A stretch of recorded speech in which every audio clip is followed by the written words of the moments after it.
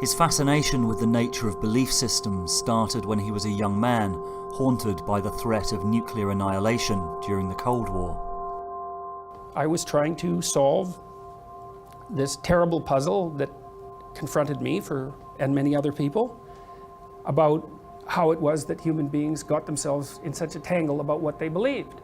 Such a tangle that we were pointing the ultimate weapons of destruction at one another, which, by the way, we are still doing. And I thought, okay, well, I understand that. We need our belief systems. They orient us. And that means there will be conflict between belief systems, and that can be a catastrophe. And that's being played out everywhere, again, in very many ways.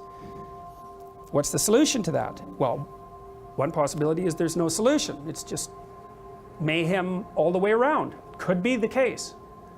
But it seemed to me, as I delved into it, that the proper solution to that was to live properly. He believes the answers for how to live properly are all around us if we look carefully. The artists get there before the philosophers, long before the philosophers. The dramatists get there way before the artists even. And so we figured it out. We represented it in art and literature and music and drama, and then we're on the cusp, so to speak, of understanding it in a fully articulated manner, and not a moment too soon. So what is that idea? Basically that there's a hidden story of transformation and transcendence, and it's encoded in our mythology, in our religion, in our biology, and in our actions.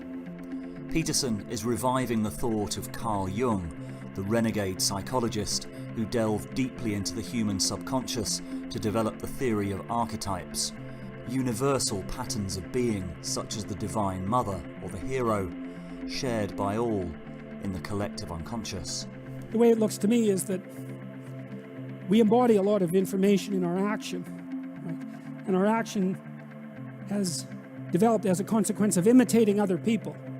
And not only the people around us, but of course the people around us imitated the people who came before them, and those people imitated the people who came before them, and so on, so far back that it's as far back as you can go. And so you embody these patterns of behavior that are extremely informative, that you don't understand, that are a consequence of collective imitation across the centuries. And so then those patterns can become manifest as figures of the imagination. And those figures of imagination are the distillations of patterns of behavior. And so as the distillations of patterns of behavior, they have content. And it's not you, that content. You could even think about it as content that's evolved, although it's culturally transmitted. It's content that's evolved. And so these figures of the imagination can reveal the structure of reality to you. And that's what happened with Jung, and that's what he described in the Red Book, and that was what permeated his psychology, a psychology that was based on the presupposition that the fundamental archetypal structures of religious belief were not pathological, not deceitful, not protective in some delusional sense against the fear of death, but quite the contrary. The very stories that enabled us to move forward as confident human beings in the face of chaos itself. And it's conceivable, I think perhaps probable, that nothing more important conceptually happened in the 20th century than that. Because it was the first time post-Enlightenment that a rapprochement between the intellect and the underlying religious archetypal substructure occurred. You have in the capacious intellect of Jung, and the same thing happened to some degree with Piaget, the religious domain and the factual domain were brought back together. And the fact of Jung's enduring and increasing popularity and influence, I would say, is a direct consequence of that. Peterson is reviving Jung and grounding his discoveries in the latest neuroscience, explaining how these mythological archetypes are encoded in our brains and bodies, tying together mythology, psychology, morality, and religion with science. You're adrift without it. You have to have a conscious relationship with the archetypes. Yeah. There's no way, if you don't, then you're susceptible to possession.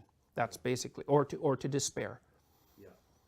So, and no wonder. Well, you've got to have axioms. So the right Yes. axioms are the archetypes. Yes, that's why they exist. So do you see archetypes as biological structures? They're at least that. Yeah, they're pre-existing categories of perception.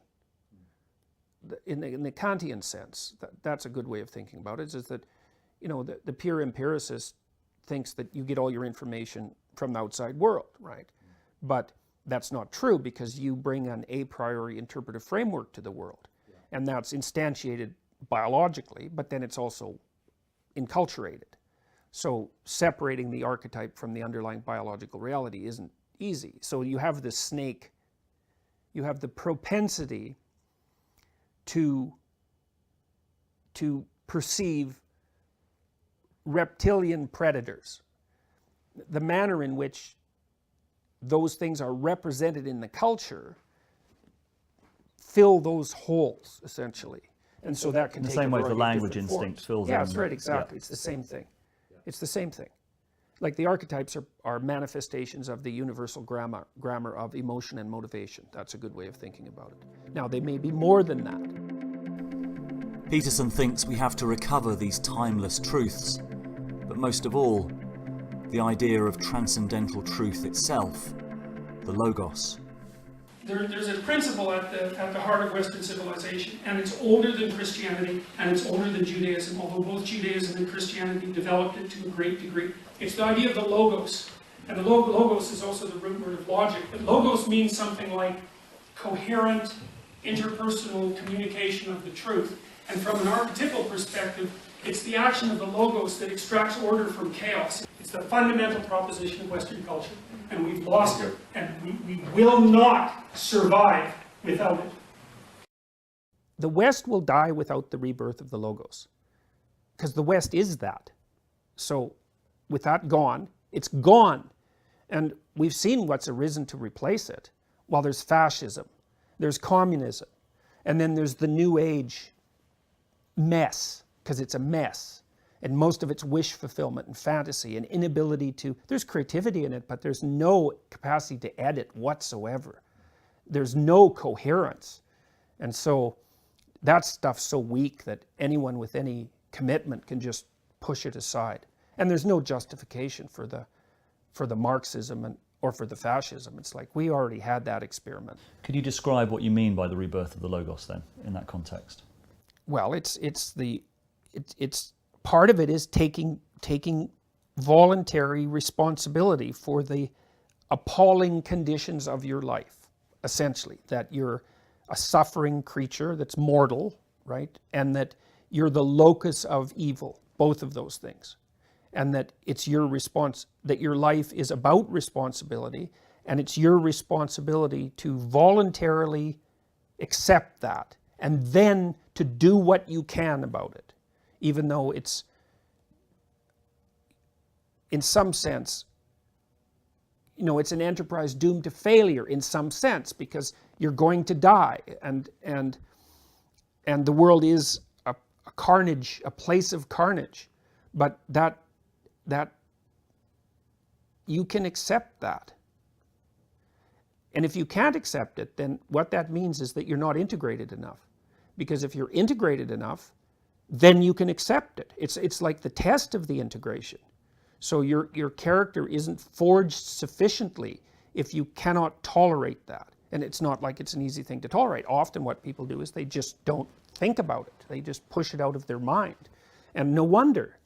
But they pay for that with shallowness and with self-contempt and with the inability to bear suffering nobly, let's say.